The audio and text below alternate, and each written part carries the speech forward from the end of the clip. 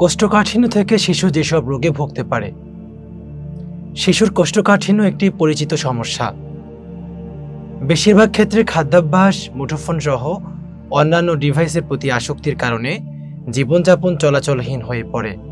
এতে কোষ্ঠকাঠিন্য দেখা দেয়। এই কোষ্ঠকাঠিন্যের ফলে শিশুরা মলদ্বারের বিভিন্ন রোগে ভুগে থাকে। শিশুর মলদ্বারে বা পায়ুপথে বিভিন্ন ধরনের সমস্যা হতে পারে। ফিসার।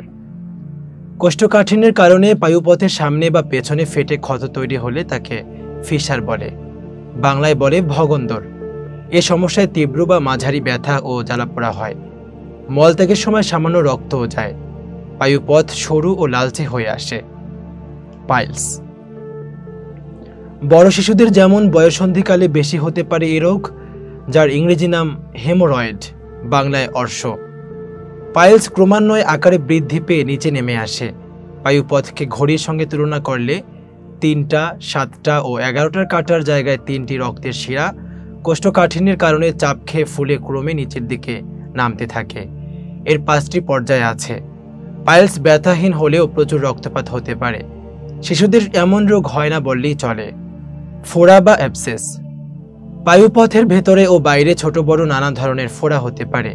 শিশুদের অপুষ্টি ও রক্তশূন্যতার কারণে রোগ প্রতিরোধ ক্ষমতা কমে যাওয়া এর অন্যতম কারণ। অস্ত্রোপচার না করলে এ সমস্যায় আক্রান্ত শিশুদের পরে ফিস্টুলা হওয়ার ঝুঁকি থেকে যেতে পারে। ফিস্টুলা। ফিস্টুলা হলো একটি ঘা, যার একটি মুখ পায়ুপথের বাইরে, অপরটি ভেতরে থাকে।